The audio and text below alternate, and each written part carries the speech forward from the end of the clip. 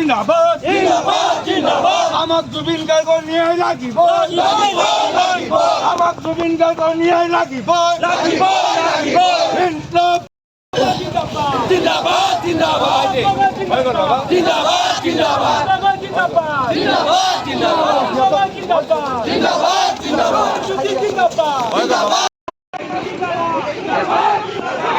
Let's have one. Aita se clear.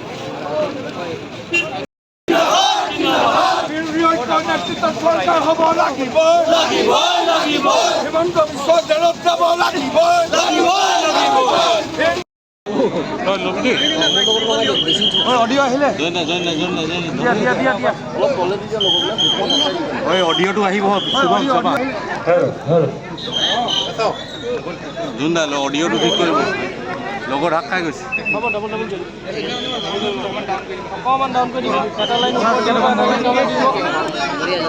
যোনডা ঠিক আছে হ'ব ল'ব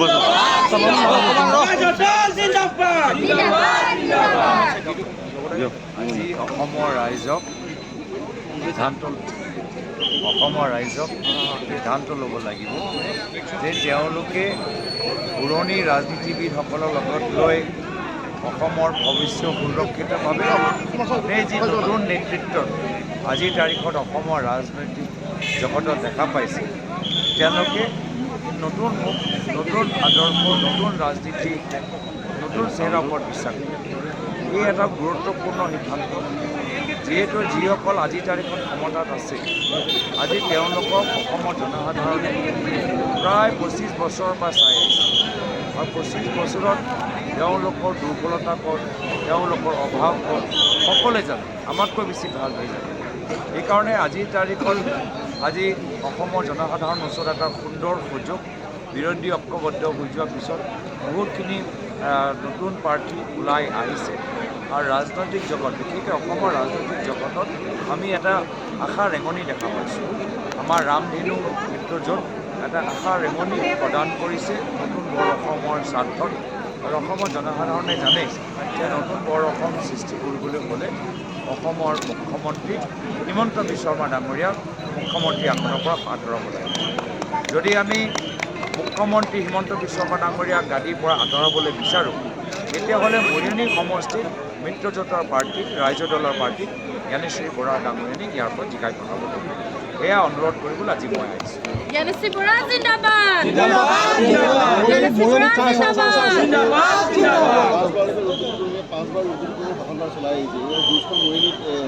মই সেইখিনিয়ে ক'লোঁ যে বৰ্তমান মৰিয়নি অঞ্চলৰ ৰাইজে যোৱা 25 বছৰৰ পৰা বিভিন্ন একেখিনি মুখ চাই আহিছে তেওঁলোকৰ অভাৱ তেওঁলোকৰ দুৰ্বলতা সকলোৱে কথা মৰিয়নি অঞ্চলৰ ৰাইজ ভালদৰে জানে এইবাৰ নতুন ৰাজনীতি নতুন আদৰ্শ নতুন বৰ অসমৰ প্ৰতি আকৃষ্ট হৈ অসমৰ জনসাধাৰণ ওলাই আহিছে আৰু মিত্ৰজোঁটৰ এগৰাকী নতুন মুখ অসমৰ ৰাজনৈতিক জগতত নিজৰ পৰিচয় দিবলৈ সক্ষম হৈছে মই আশাবাদী যে যিদৰে অসমৰ জনসাধাৰণ মৰিয়নি সমষ্টিত যোৱা যোৰহাট লোকসভা নিৰ্বাচনত এটা বিকল্পভাৱে ভোটদান দিলে এইবাৰো এটা এখন বিকল্প হিচাপে আমাৰ ৰাইজৰ দলৰ প্ৰাৰ্থী জ্ঞানেশ্ৰী বৰা ডাঙৰীয়ানীক জিকাই কৰ্মীয়ে এটা ষ্টেটমেণ্ট দিছে ইণ্ডিয়ান টুডে তাত কৈছে যে কংগ্ৰেছ দল 3 নম্বৰ দল ইউডিএফ ছেকেণ্ড হ'ব সব কথা সব মানুহৰ সব কথাৰ ওপৰত উত্তৰ দিয়াটো মই প্ৰয়োজন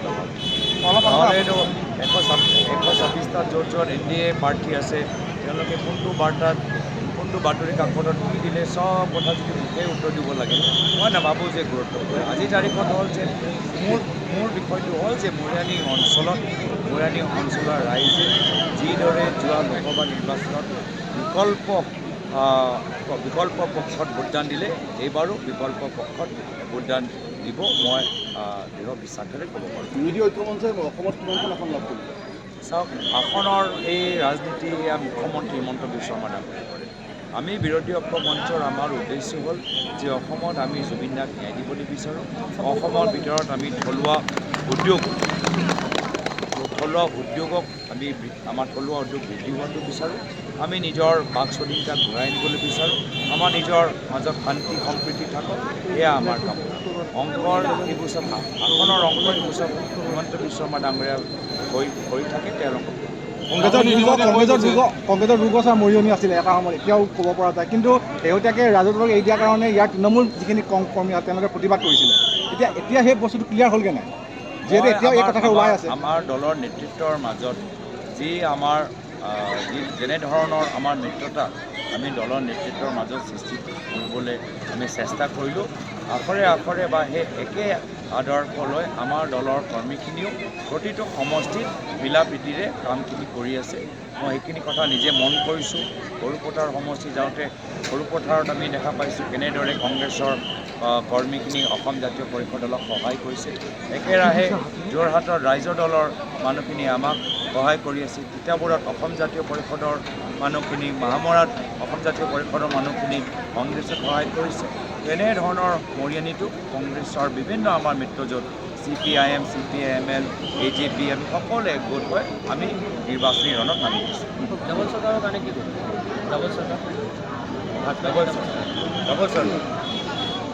ডাবল চৰকাৰৰ দিনত আজি আমাৰ অসমত মদৰ দোকান বিক্ৰী। ডাবল চৰকাৰৰ দিনত আজি বিজেপি দলৰ ভিতৰত এজনো জ্যেষ্ঠ বিজেপি নেতা নাই। গোটেইখিনি হিমন্ত নেতৃত্বত পুৰণি কংগ্ৰেছৰ মানুহখিনি আছে। এতিয়া যেতিয়া পুৰণি কংগ্ৰেছৰ মানুহখিনি বনাম অসমৰ জনসাধাৰণ, আৰু মই নিশ্চয় মই ক'ব পাৰোঁ যে ৰাইজ এবাৰ যুঁজিব, ৰাইজ এবাৰ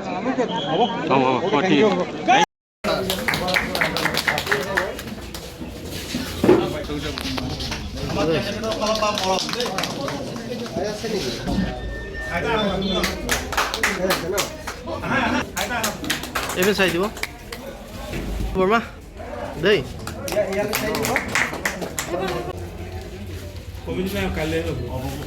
কালি আহিবি, কালি আজি কালি আহিবি দেই। এখন দোকান নেৰাকে সকলো দোকানতে আমি কেণ্ডিডেট থাকিব নেকি? কেণ্ডিডেট থাকিব লাগিব। কেণ্ডিডেট থাকিলে আত্মজাত আমি বাহিৰতে আছোঁ, আমাক মাতিব লাগে না, চিন্তা লৈ আছোঁ। আমি বহি আছোঁ, আমি আহিব নাজানো।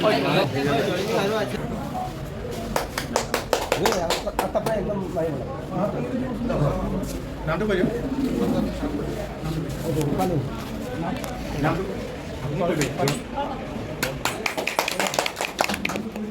নামটো কৈ দিয়ক। নামটো কৈ দিয়ক। তাত নিলিখিলে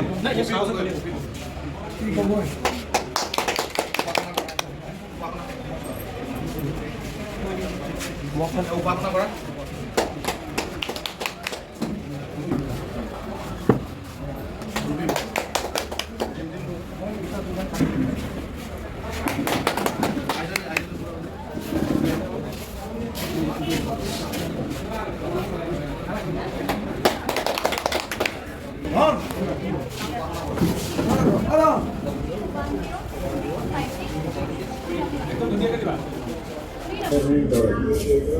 সময়ৰ পৰিৱৰ্তন আমি চবেই বিচাৰিছোঁ 2016 চনত।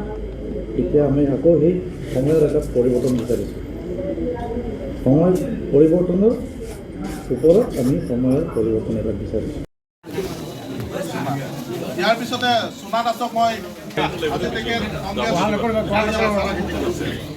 প্ৰকাশ দাসক মই, তাৰপিছত অভিজিত দাসক মই আদৰণি গ্ৰহণ কৰিবৰ বাবে আদৰণি গ্ৰহণ কৰিব পাৰে বকুল দাস।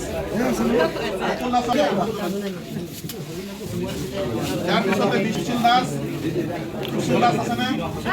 বিশিল দাস এবেন চাই দিয়ক দাদা, এবেন চাই দিয়ক।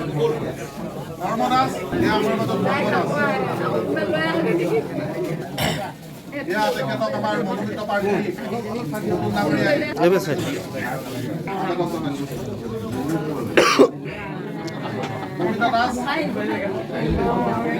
এবেন চাই দিয়ক দাদা, এবেন চাই খগেন দাসক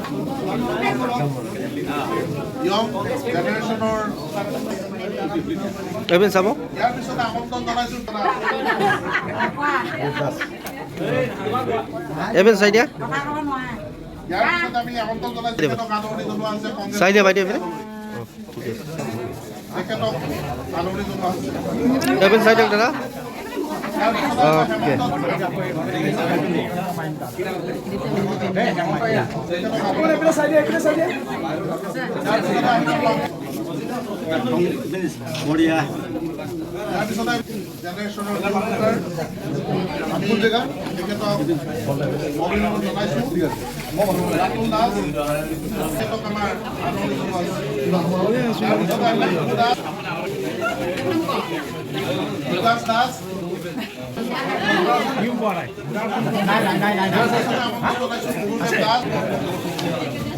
ইয়াৰ পিছতে এভেন চাইড উমেশ্বৰ দাসক আমি আমন্ত্ৰণ জনাইছোঁ।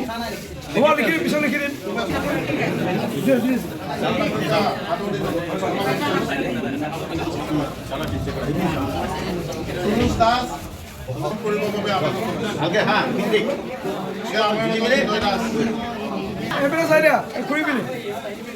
গোবিন্দ দাস সুৰুজ দাস ইয়াৰ পিছতে আমি আমন্ত্ৰণ জনাইছে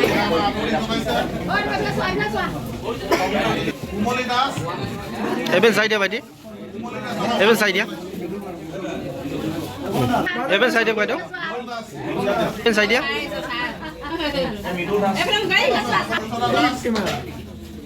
অৰ্চনা দাসকো আদৰণি গ্ৰহণ কৰিবলৈ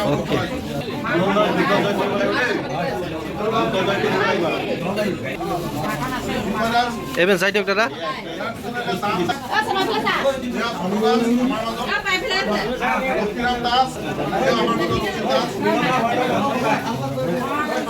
আমি আমন্ত্ৰণ জনাইছোঁ নকুল দাস আমাৰ মাজত হৰিচন্দ্ৰ দাস আমাৰ মাজত হৰিচন্দ্ৰ দাসক এভেন চাইডে আদৰণি জনাব আৰু তেখেতকো আমাৰ দলৰ ফালৰ পৰা শংকৰজ্যোতি কুটুম ডাঙৰীয়াই আদৰণি জনাইছে।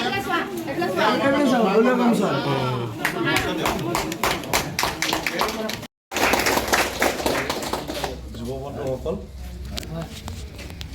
মোৰ দাদাকতো চিনিয়ে পাইছিলোঁ, নামটো শুনিছে গণেশ কুটুম। এইটো পুখুৰীটো ধুনীয়াকৈ বনালে, এইটো মোৰ দেউতাই বনালে। আমাক কৈ দিলে মই মৰি যাম, এইটো চব প্ৰথম কৰিব লাগিব। আমাৰ ছাৰে আনিছিলে গাঁৱক চহৰ কৰি চহৰক মহকুমাৰ স্বাভিমানেৰে আমি স্বাভিমানেৰে আমি ক'ব পাৰোঁ আমি গহপুৰৰ বাসিন্দা হিচাপে, হয়নে? গোটেই গহপুৰৰ পৰা টিকাটো নাইকিয়া আহিব, নিজে টিকাটো কৰে। গহপুৰৰ মানুহ টিকা চিকা কৰে জানো? চব মিয়া দিছে, আমুকক দিছে। সেই নিজে কৰে। গতিকে যেতিয়া তেখেতক বেয়া বুলি ক'ব নোৱাৰো না। বিধায়কগৰাকীয়ে নিজে যেতিয়া কাম কৰে, বেলেগে কি কাম কৰিব? জিন্দাবাদ জিন্দাবাদ জিন্দাবাদ ৰিপুন বৰা জিন্দাবাদ জিন্দাবাদ জিন্দাবাদ। তো আমি বিজেপি দলৰ ইয়াক কৰি যিখিনি ল'ৰা ওলাই আছে, আমি কালিৰ পৰা কঁকালত টঙালি বান্ধিব লাগিব আৰু আমি একদম জোৰদাৰ কাম কৰিব লাগিব। যদি আমাৰ বাগান অলপ বেয়া হৈ আছে 99% কৰিম।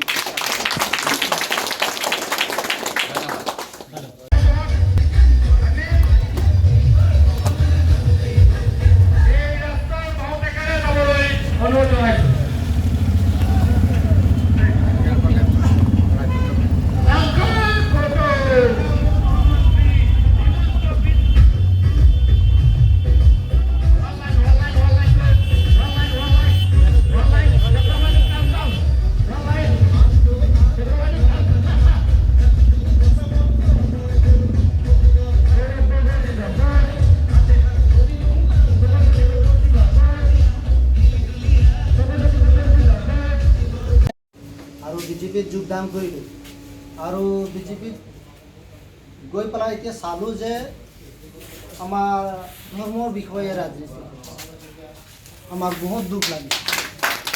সেইকাৰণে আমি গোটেই আমাৰ খ্ৰীষ্টান মণ্ডলীয়ে সমাজে আমি মিলি পেলাই আমি ওলাই আহিবলগীয়া হৈছে, যাতে আমাৰ যিবিলাক আমাৰ খ্ৰীষ্টান সমাজত দুৰ্নীতি বা অত্যাচাৰ হৈ আছে সেইটো বিজেপিয়ে চৰকাৰে কৰি আছে।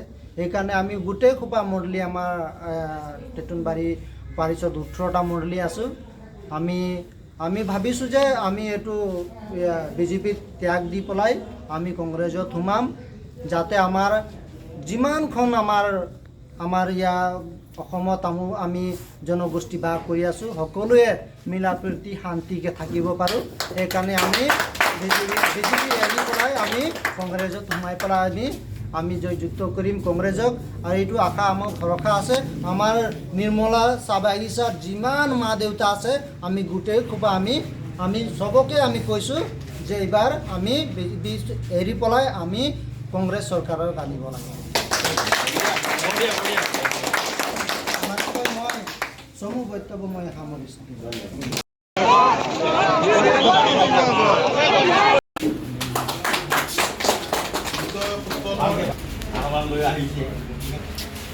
Even side.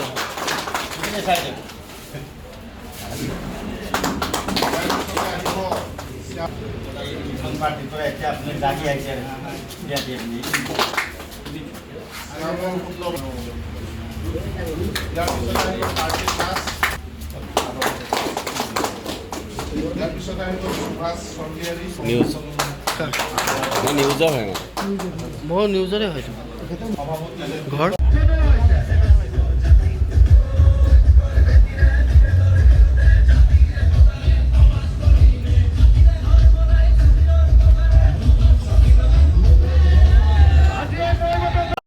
জুবিন গাৰ্গৰ ন্যায় লাগিবই ইনকলাব জিন্দাবাদ শিউৰি ঐক্য জিন্দাবাদ গৌৰৱ গগৈ জিন্দাবাদ অখিল গগৈ জিন্দাবাদ জ্ঞানশ্ৰী বৰা জিন্দাবাদ নৰেন্দ্ৰ গগৈ জিন্দাবাদ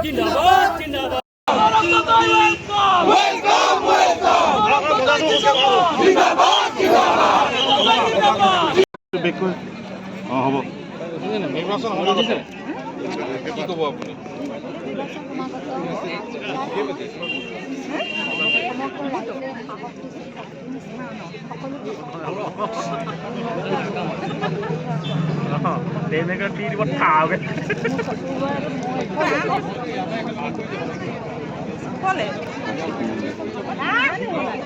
দেখিছো কেলে নাই দেখা নাই তহঁতৰ কথা এই ৰ ফটোখন মাৰি লৈ আহিছো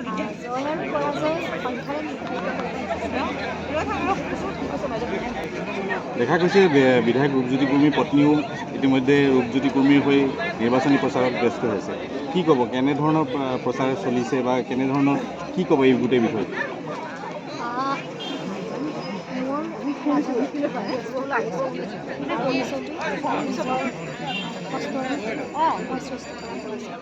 মোৰ পিতৃ মাতৃৰ নামেৰে মোৰ পৰিচয় নহয় মোৰ জীৱনসংগীৰ নামেৰে মোৰ ৰাজনৈতিক পৰিচয় গতিকে মই নিজেই এইখিনিলৈকে আহিছোঁ আৰু ৰাইজে এই যাত্ৰাত কিন্তু যিখিনি দেখিছোঁ সামাজিক মাধ্যমত মই অৱশ্যে বিশেষ চাবলৈ ৰূপজ্যোতি কুৰ্মী ডাঙৰীয়াতকৈ তেখেতৰ পত্নী বেছি ভাল হয়তো ৰাজনৈতিক নেত্ৰী হ'ব পাৰিব গতিকে ৰূপজ্যোতি কুৰ্মী ডাঙৰীয়াই তেখেতৰ আসনখনেই পত্নীলৈ এৰি দিলে ময়ে বেছি ভাল পাওঁ কাৰণ মই বিচাৰোঁ যে নাৰী ওলাই আহক যিসকল যোগ্য হয় সবল হয় আৰু পত্নীগৰাকী যদি বেছি ভাল হয় তেতিয়াহ'লে ৰূপজ্যোতি কুৰ্মী ডাঙৰীয়াই তেখেতক যোগ্যতাৰ আসনখনত অধিষ্ঠিত কৰিব বেছি প্ৰয়োজনীয় দ্বিতীয়তে ৰূপজ্যোতি কুৰ্মী ডাঙৰীয়াই ইয়াত যিমান বছৰ ধৰি আচলতে তেখেত জনপ্ৰতিনিধি হৈছে বিগত সময়বোৰত তেখেতৰ পত্নীও চাগে ওতঃপ্ৰোতভাৱে জড়িত হৈ আছে গতিকে ৰূপজ্যোতি কুৰ্মী ডাঙৰীয়াৰ পত্নীও হয়তো দেখিছে যে শ্ৰমিকসকলৰ সন্তানে আমাৰ কৃষকৰ সন্তানে খোৱা পানী পোৱা নাই তেখেতসকলৰ ঘৰত হয়তো ৱাটাৰ পিউৰিফায়াৰ থাকিব পাৰে তেখেতসকলে সাধাৰণ শ্ৰমিকৰ সন্তানে আচলতে মাছৰ কাৰ্টুনত পানী ফিল্টাৰ কৰি খাব লগা বা জুইৰ পৰা তুলি অনা পানী ঘৰৰ ফিল্টাৰত কৰি খাব লগাৰ যদি যন্ত্ৰণা সেইটো উপলব্ধি কৰিব পাৰিছেনে নাই নাজানো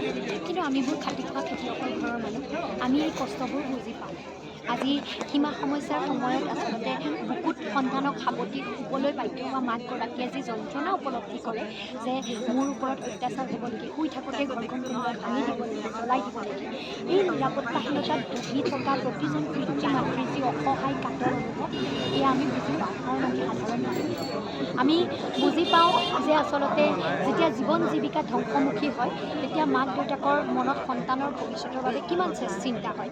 আমি বুজি পাওঁ যেতিয়া সন্তানৰ বেমাৰ এটা হয় লৈ গৈ চিকিৎসালয়ত ট্ৰিটমেণ্ট কৰিব নোৱাৰে, চিকিৎসালয়ত যেতিয়া ডক্টৰ নাথাকে, ICU NICU নাথাকে, দৰৱ বাহিৰৰ পৰা কিনিব নোৱাৰে, টেষ্ট কৰিব নোৱাৰে, তেতিয়া মাক দেউতাকে সন্তানৰ বাবে কিমান অসহায় অনুভৱ কৰে।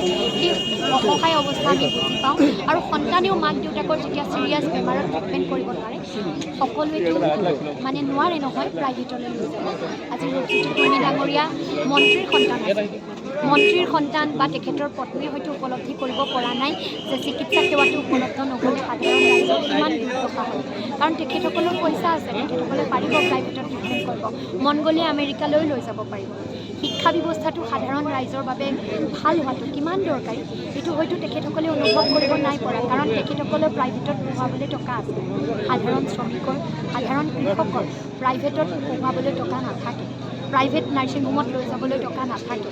আজি শ্ৰমিকসকলৰ জীৱন জীৱিকাৰ যি কষ্ট হৈছে, এই জীৱন জীৱিকাৰ কষ্টখিনি ৰূপজ্যোতি কুৰ্মী ডাঙৰীয়াৰ পত্নীয়ে যদি ভুল সময়ত উপলব্ধি কৰিব পাৰিছে তেতিয়াহ'লে আমি ভাল লাগিলেহেঁতেন যদি তেখেতৰ জীৱনসংগী সেই কথাবোৰ সোঁৱৰাই দিলেহেঁতেন। যদি প্ৰতিগৰাকী শ্ৰমিকৰ সন্তানক তেখেতে নিজৰ বুকুত আঁকোৱালি লৈ মোৰ সন্তান আৰু মোৰ সন্তানে বিশুদ্ধ খোৱা পানী পাব লাগিব বুলি তেখেতৰ জীৱনসংগীজনক দাবী জনালেহেঁতেন, শ্ৰমিকসকলৰ লগত মজুৰি বৃদ্ধিৰ বাবে প্ৰতিবাদ কৰিলেহেঁতেন, কৃষকসকলৰ দৈনন্দিন জীৱনৰ তাৰণাবোৰৰ ক্ষেত্ৰত তেখেতসকলৰ সংগ দিলেহেঁতেন আৰু দাবী জনালেহেঁতেন যে প্ৰতিগৰাকী সন্তানৰ মাতৃ হৈ এই সমস্যাবোৰ সমাধান কৰিবলৈ যুঁজিম, মোৰ ভাল লাগিলে। মই এতিয়াও তেখেতলৈ আহ্বান জনাওঁ, আহক, ওলাই আহক। যিখিনি কাম আপোনাৰ স্বামীয়ে কৰিব নোৱাৰিলে, যিখিনি কামত তেখেত বিফল হৈ থাকিলে, যিখিনি কাম তেখেতে উপলব্ধি কৰিব নোৱাৰিলে, এগৰাকী নাই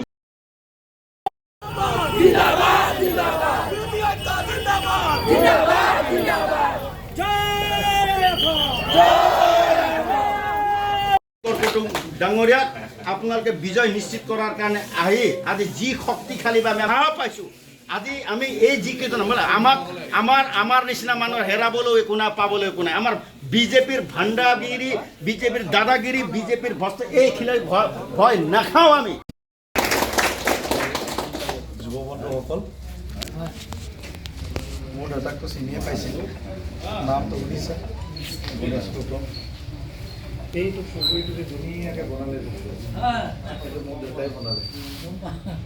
আমাক কৈ দিলে মই মৰি যাম, এইটো চব প্ৰথম কৰিব লাগিব। আনিলে আমাৰ ছাৰে আনিছিলে এইটোৱে কথা। গাঁৱক চহৰ কৰি চহৰক মহকুমাৰ বনাই স্বাভিমানেৰে আমি স্বাভিমানেৰে আমি ক'ব পাৰোঁ আমি খৰখৰৰ বাসিন্দা হিচাপে, হয়নে? কিন্তু আমি বিৰোধী চৰকাৰ হ'লে হিমন্ত বিশ্ব জেলত যাব লাগিবই, চৰকাৰ হ'লে হিমন্ত বিশ্ব জেলত যাব লাগিবই। হিমন্ত বিশ্ব মুৰ্দাবাদ, মুৰ্দাবাদ, মুৰ্দাবাদ। ইনকলাব জিন্দাবাদ, জিন্দাবাদ, জিন্দাবাদ, জিন্দাবাদ, জিন্দাবাদ। এই কথাটো মানে কিন্তু মানুহখিনিক এনেধৰণে মাথাত সোমোৱাই দিছে যে আমি হিন্দু, শিখসকলে হিন্দুৰ ভোটটো সোমাই দিছে আৰু আমাক এনেকুৱা এটা এক্সপ্ৰেশ্যন দিছে যে আমি ধৰণৰ মানে এইটো যিটো কালাৰফুল মানে কমিউনিলিজম, সাম্প্ৰদায়িক কথাৰে মানুহখিনিক আগুৱাই বঢ়াই বেলেগ একো ভাবিব পৰা নাই, একো চিন্তা কৰিব নাই। তেওঁলোকক কেৱল 1200 টকা, 10,000 টকা চৰকাৰী ঘৰ, হাগা ঘৰ আৰু মানে অৰুণোদয়, কৃষক পেঞ্চন এইবিলাকেৰে ভুলাই আছে। আমি এটাই কথা বুজা দৰকাৰ আছে, বৰ্তমান অসমত চৰকাৰ যিটো হিন্দুবাদী চৰকাৰ আছে, আমি যিটো কওঁ হিন্দুবাদী চৰকাৰ আৰু ওপৰত আছে কোন? হিমন্ত বিশ্ব শৰ্মা।